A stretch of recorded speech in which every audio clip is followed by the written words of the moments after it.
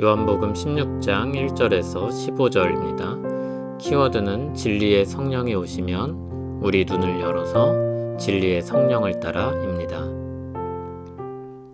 내가 이것을 너희에게 이름은 너희로 실족하지 않게 하려 함이니 사람들이 너희를 출교할 뿐 아니라 때가 이르면 물은 너희를 죽이는 자가 생각하기를 이것이 하나님을 섬기는 일이라 하리라. 그들이 이런 일을 할 것은 아버지와 나를 알지 못함이라. 오직 너희에게 이 말을 한 것은 너희로 그때를 당하면 내가 너희에게 말한 이것을 기억나게 하려 하며 처음부터 이 말을 하지 아니한 것은 내가 너희와 함께 있었음이라. 지금 내가 나를 보내신 이에게로 가는데 너희 중에서 나더러 어디로 가는지 묻는 자가 없고 도리어 내가 이 말을 함으로 너희 마음에 근심이 가득하였도다. 그러나 내가 너희에게 실상을 말하노니 내가 떠나가는 것이 너희에게 유익이라.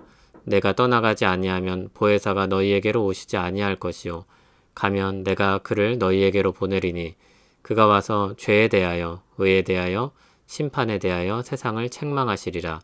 죄에 대하여라 함은 그들이 나를 믿지 아니하며 의에 대하여라 함은 내가 아버지께로 가니 내가 다시 나를 보지 못하며 심판에 대하여라 함은 이 세상 임금이 심판을 받았음이라. 내가 아직도 너희에게 이를 것이 많으나 지금은 너희가 감당하지 못하리라. 그러나 진리의 성령이 오시면 그가 너희를 모든 진리 가운데로 인도하시리니 그가 스스로 말하지 않고 오직 들은 것을 말하며 장래일을 너희에게 알리시리라. 그가 내 영광을 나타내리니 내 것을 가지고 너희에게 알리시겠음이라. 무릇 아버지께 있는 것은 다 내 것이라. 그러므로 내가 말하기를 그가 내 것을 가지고 너희에게 알리시리라 하였노라. 아멘. 예수님은 제자들을 계속해서 격려하십니다.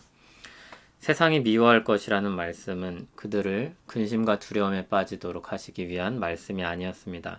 장차 있을 알리고 준비하게 하신 말씀이었습니다. 그러므로 오히려 실족하지 않도록 붙드는 말씀이었던 것입니다. 사람들이 출교하는 정도로 끝나는 게 아니라 그들을 죽이기까지 하는 일도 있을 것입니다. 출교도 유대인들에게는 큰 충격입니다.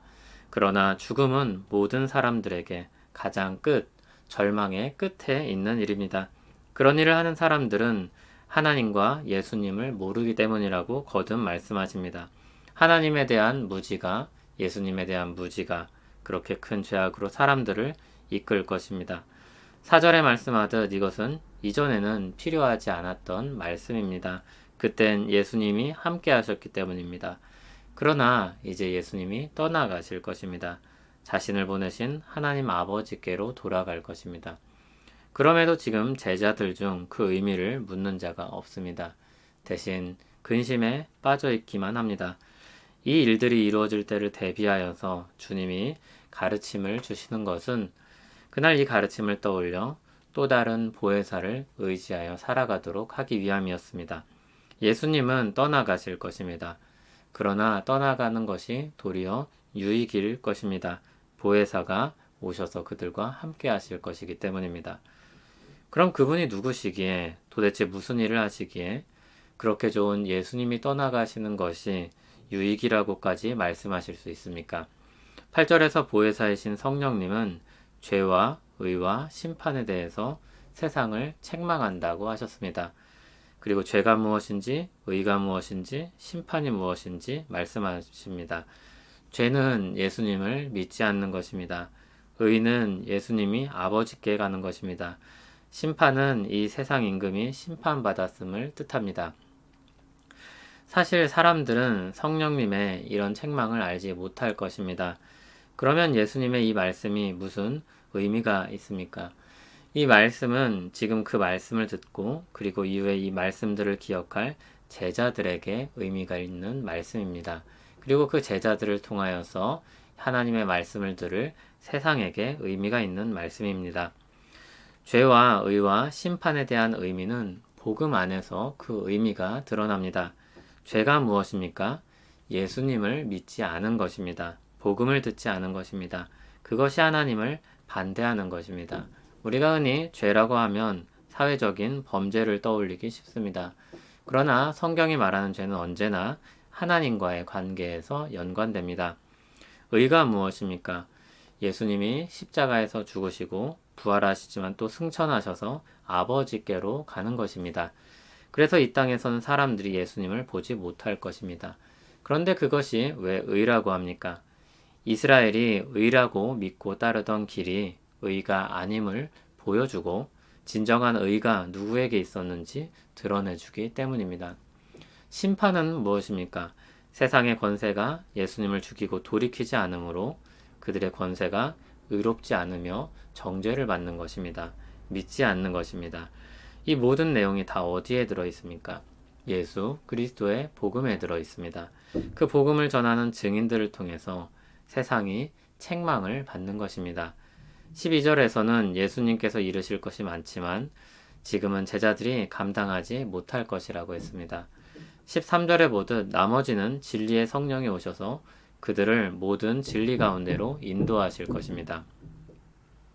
이 말씀을 들으면 예수님이 말씀하신 것에 무언가 플러스 알파가 있는 것처럼 느껴집니다. 무언가 전혀 새로운 가르침이 성령을 통해서 주어질 것처럼 느껴집니다. 그러나 13절에서 예수님은 진리를 이렇게 제한하고 있습니다. 진리의 성령이 스스로 말하지 않고 오직 들은 것을 말하며 장래일을 너희에게 알리시리라고 했습니다. 그것은 성부 하나님으로부터 주어진 것이며 예수님이 전한 것과 전혀 다른 것일 수 없는 것입니다. 예를 들어서 예수님께서 생각하지 않은 날, 알지 못하는 시각에 심판의 날이 온다고 했는데 성령님이 그 날을 알려주시지는 않을 것입니다. 그 날은 예수님이 말씀하신 것처럼 감춰진 날입니다. 진리의 성령이 오셔서 가르치시는 말씀은 사도들이 구약 성경과 예수님의 말씀을 신약 성도들에게 풀어준 것과 같을 것입니다. 그 결과 14절 말씀처럼 그리스도의 영광이 나타나고 예수님의 것이 무엇인지, 예수님이 가르치신 말씀이 무엇인지를 더욱더 선명하게 드러내는 것일 것입니다. 15절에서 예수님은 아버지께 있는 것이 다 내 것이라고 말씀하셨습니다. 성부 하나님, 성자 하나님, 성령 하나님, 삼위일체 하나님의 계시가 서로 상충되는 것이 아니라 하나임을 말씀하신 것입니다. 계시의 경계는 예수님께 있습니다. 예수님이 말씀하신 것 그 이상을 말하는 것은 자기 스스로 하나님의 계시가 아니라는 것을 자인하는 것입니다. 삼위일체 하나님 사이에 모순이 없으며 서로의 일에 부딪힘이 없는 것입니다.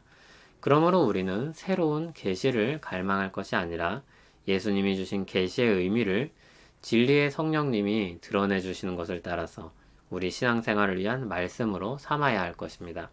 사도들이 성령의 감동하심으로 그 일을 감당했습니다. 그리고 우리는 그 기록된 말씀을 통하여서 진리의 성령께서 마음을 비춰주심으로 그 뜻을 깨닫고 믿고 따릅니다. 누가복음 24장 45절 말씀에서 예수님이 제자들의 마음을 열어서 성경을 깨닫게 하셨습니다. 그와 같은 은혜가 우리에게도 주어질 것을 기대할 수 있습니다. 그러므로 우리는 시편 119편 18절에 나온 시인의 기도처럼 우리 눈을 열어서 주의 말씀에서 놀라운 것을 보게 해달라고 기도하는 것입니다. 그리고 그 말씀을 따라서 믿음의 길을 가는 것입니다. 사울은 하나님에 대해서, 예수님에 대해서 무지하여서 주님의 교회를 핍박했고 자신의 눈앞에서 사람이 죽어도 그것이 하나님을 섬기는 일이라고 생각했습니다. 그러나 예수님이 그를 찾아가서 만나시고 그가 예수님을 알게 되었을 때, 주의 말씀에서 놀라운 것들을 깨닫게 되었을 때 그의 인생은 완전히 뒤바뀌었습니다. 그는 예수 그리스도의 복음의 증인이 됐고 모든 근심과 두려움을 이겨내고 질그릇 안에 담긴 보배를 드러내기 위해 살았습니다. 그 삶이 그에게 영광이었고 기쁨이었습니다. 그리고 진리의 성령님을 따라서 행한다는 것이 무엇인지 우리에게 자신의 삶을 통하여서 또 성령의 열매들을 설명해 줌으로써 잘 드러내 주었습니다.